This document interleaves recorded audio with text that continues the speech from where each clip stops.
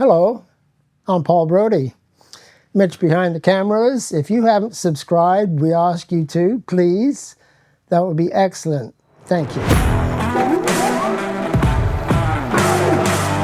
So, I had a plan, been working on the red Aermacchi, and I really wanted to have it working for today so that I could fire it up and then everyone could say, aha, you fixed it, that's great. But things don't always go according to plan. And we worked on it. I had a friend come over yesterday. That was Peter Fowler. He spent the entire afternoon here. We had lunch and coffee, and we could not get the bike working. We could get it idling. It actually started to idle really well, and then as soon as we open up the throttle a little bit, it didn't work. So, see, I've got this here. I made a drawing. This is the flywheel. That's the piece that goes on the top that sets off the sensor, like that. Now, on Greg's notes, he has it like so. That's how he sets it up, and that's what he says is the right space. You put the ignition in full advance, and you have that right at the edge. Now, in the comments, I had a couple comments, and people said, no, that's not how it works at all. It's back here, because this comes through, it sets up a charge, and then when this goes past, that's when the spark happens. So we were unsure of where to set the spark. But anyway, we've got the rollers, so it was a two-person job. I got on the bike, I operated at the clutch, I held the front brake, and then Peter, he used the timing light, and we saw where it actually happened. And it was very interesting because the timing, when the spark comes, it's right there. It's right in the middle. And I would not have thought that would have been. But that's where the spark comes, right in the middle. So we set the timing, and we fooled around a bit because I was moving the fly. I got distracted, or I wasn't thinking straight, and I moved the flywheel the wrong way. I wanted to advance it, and I actually retarded it. It's a bit of a trick understanding which way to move it. I know it's, in theory, it's simple, but when you're working on the bike and there's two of you, it got confusing. Anyway, we got it figured out. And one of the things that happened is the timing, even though the flywheel is locked onto the taper, it ended up being a bit inconsistent because the timing wasn't always the same. It was sort of ballpark, but it was inconsistent. The second issue was that this flywheel off the Suzuki and the parts that come with it, it's got an automatic advance. And even though the bike wasn't revving very high at all, sometimes the automatic advance would work, and you could see it wanting to work, and the timing was fluctuating, and then other times it wouldn't work at all. It just stayed right where it was. So that was the second issue. And then it was good to have the timing light because we could see how strong the spark was. So the bike ended up idling really nicely. So I think the idle circuit in the carburetor, that was working very well. And at idle, you've got a nice strong light out of the timing light, so you know that things are good. And then as soon as I introduce a bit of throttle, that's when the light starts to falter and it won't rev. So it's got a good spark at idle, and above that, when there's any load, that's when the spark falters. So that's another issue. That's issue number 3. And the fourth issue is that it got a battery in there. All we're using is the ignition. We're not putting on any lights or anything like that. And the battery would drain. So what that means is the charging system is not working. So that's the fourth issue. So It's been frustrating because what we did is I ordered this system in 2001. My friend George Darkray, he was an aircraft mechanic and he liked to do wiring. I got him to wire the bike in 2008, and you can see what he did on either side with all the wiring.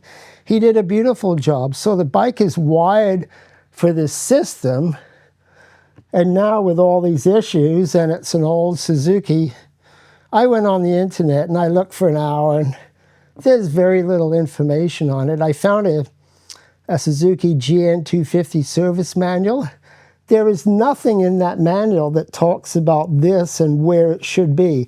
I think on the Suzuki, the flywheel is keyed onto the shaft and you just put it on there and that's it.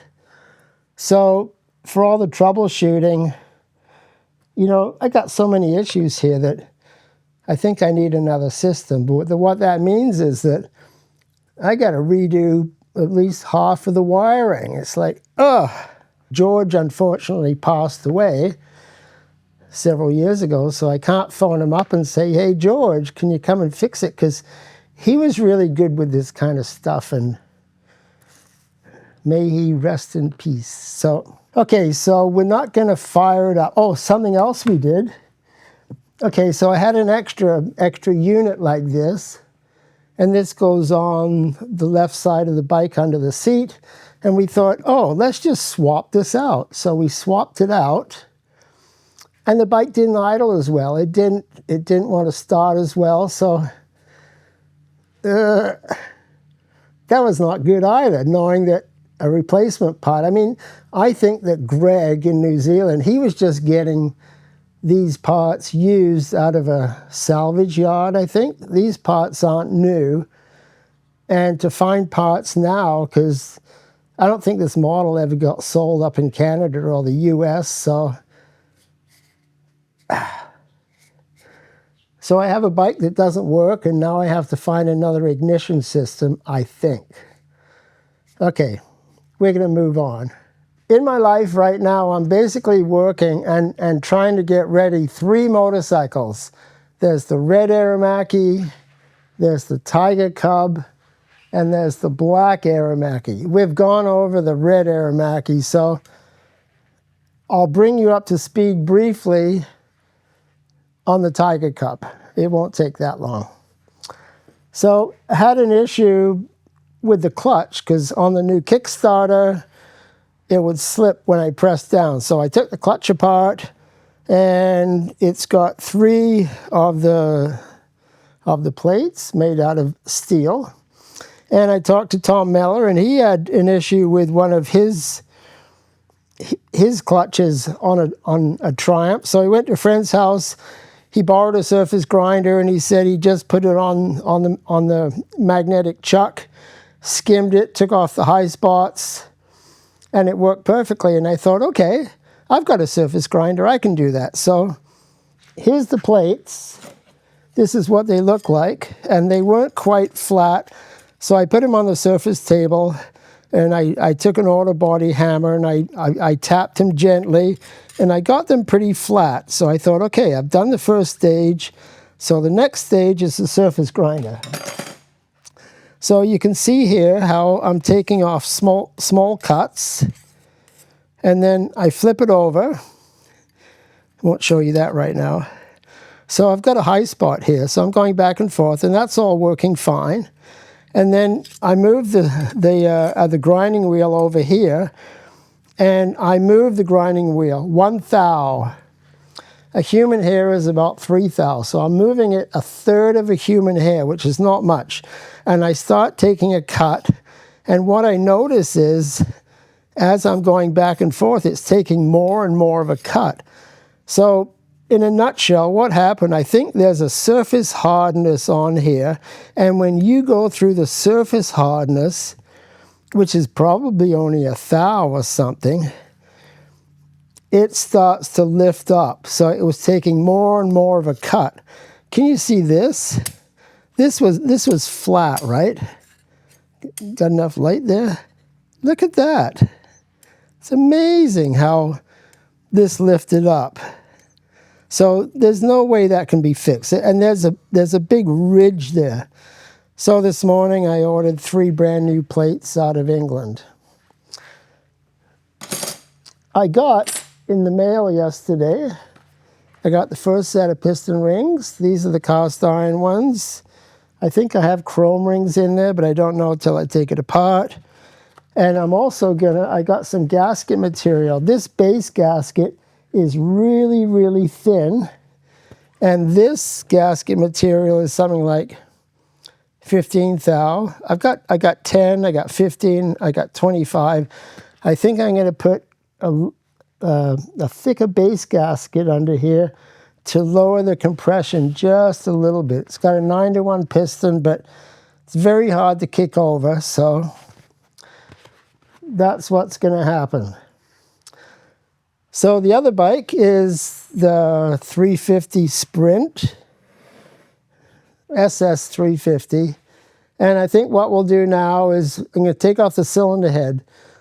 I've had this bike since 1995, never had the head off. It's only got about 6,000 miles on it, but I'm putting on the bigger carburetor, so the intake port needs to be opened up, and it would be good to take a look inside. So we're going to pull this bike out now, take off the cylinder head, and then in the week that follows, I'll open up the port, get the carb mounted. So next episode, hopefully, I can reassemble it and start the bike. The ignition system is all stock points, 6-volt generator, so hopefully that'll all work just fine. We'll see. I have expectations that this bike will run. This bike should run before that bike. That's what I think. Okay, gonna pull this out, grab some tools. Thanks for tuning in. I got this bike in 1995. I knew someone, and he knew that I was interested in Aermacchis, and the bike had been outside of a shed, and it certainly didn't look like this at all. And I got it. It's a good story. 50 bucks and a case of beer. I can't remember what the beer was, but doesn't matter. And it had a black gas tank with purple flames. That's the bike I got. That was kind of cool. And so I never took the motor apart, but everything else came apart, and I did a restoration, and it's a cool bike. So hopefully this comes apart pretty easy. This is called the ashtray head, because when you take this part off and you put it upside down, it looks just like an ashtray. I remember how things changed. When I was in grade 7, and we had art class, and it was clay, it was pottery, and our project, the whole class had to make ashtrays. That would never happen these days, because smoking these days is not very cool, but back in those days, in grade 7, that would have been, I don't know, in the 60s, lots of people smoked. It was quite acceptable. Like when I went from elementary school into high school, so many people started smoking. It was amazing. I smoked for 2 weeks, and then I didn't like how I smelt, so that was the end of that. Just as well. All right. Oh, that was easy. Okay. So now we'll take off the ashtray. The rocker cover, there's just 3 Allen screws. Now, I'm not sure if we have to flip the bike around and hold the back wheel in here so that I can turn the fork, We'll find out.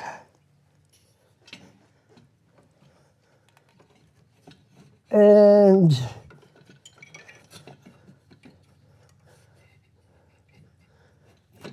it just comes off. Just. So that does look like an ashtray in a way, doesn't it? It's pretty clean inside. Maybe I can even use the gasket again. Okay, so the next step, I'm pretty sure I can't access these bolts. Well, maybe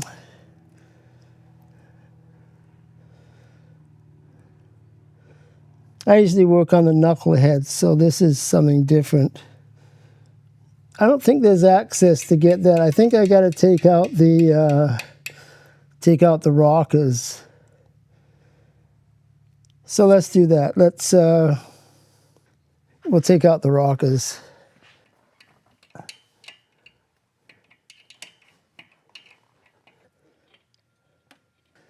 That's one rocker out. It's coming apart pretty easy.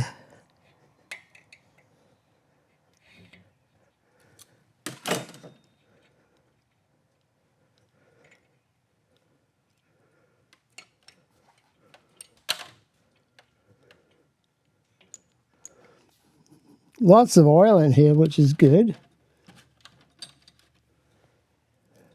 And two shims on this side. One is a curved shim. It's concave or convex, whatever you call it. And the other side is just flat. There we go. There's the push rods. And it's good to mark them.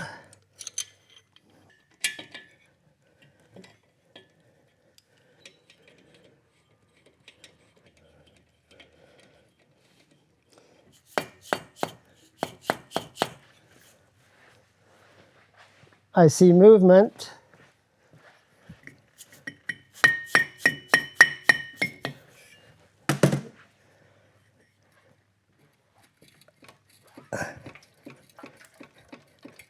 Oh, got the, there's an oil line here. That's going to be stopping it. Okay, so need to undo the oil line. I cut it. There we go.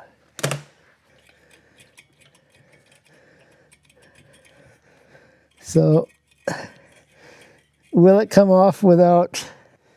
I could take off the fender. Let's see what happens.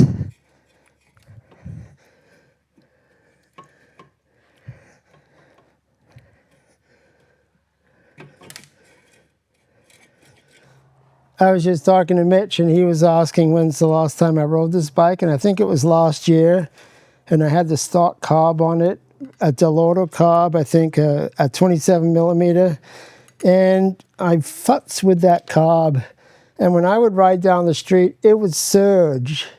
It wouldn't hold a constant RPM, and it really bugged me. So that's when I decided to switch carbs. So hopefully the new carb is a lot better, because that wasn't fun to ride when the bike is surging. So it'd be good to put some miles on this bike, because it's kind of neat to ride, especially on farm roads. It'll cruise at 50 miles an hour all day long. It loves doing that. When you get up to 55 and 60, it gets a bit of a buzz. You know, the bars start to vibrate a bit, but 50 miles an hour, it's beautiful. It's only a 4-speed, and that's fine.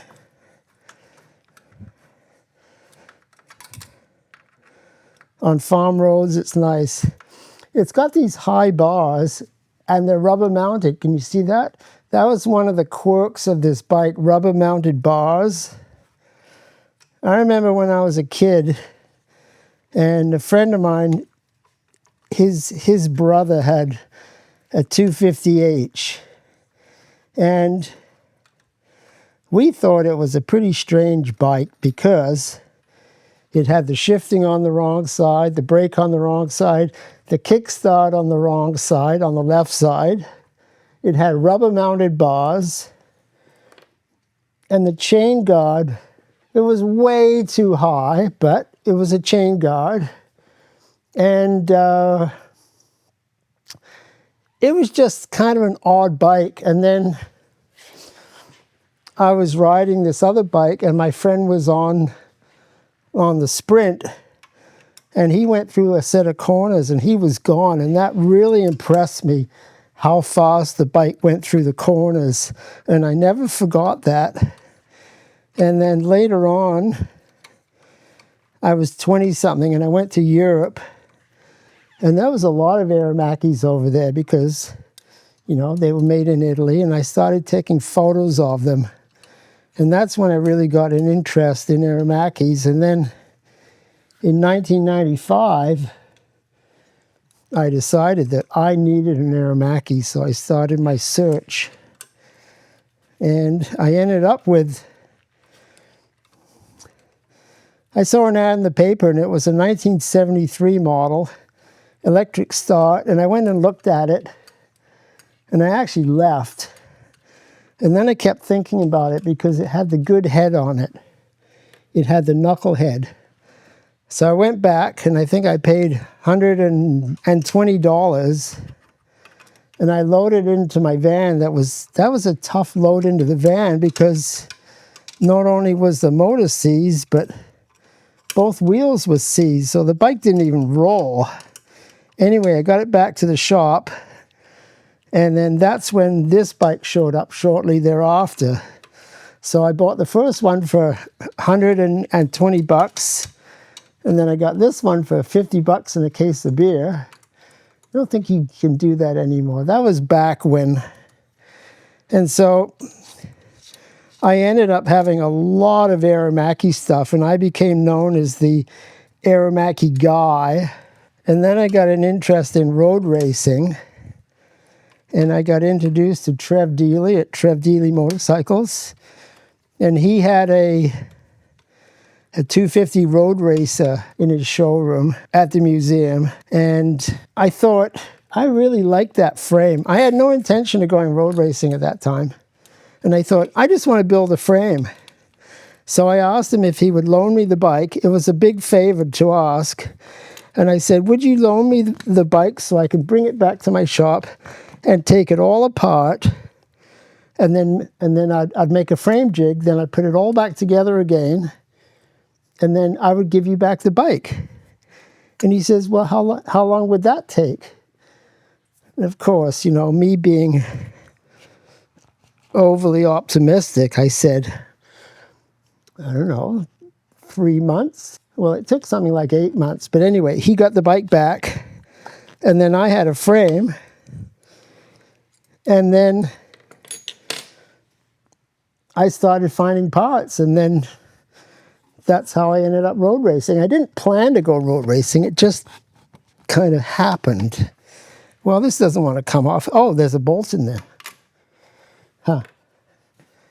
There we go. So one thing led to another. So at 44 years old, I started vintage road racing. Oh, look at that. So all sorts of stuff is falling out now. That's what it looks like. First time apart. Let's just look at the top of the piston. I can turn it over because it's got a Kickstarter. There we go. There's the piston.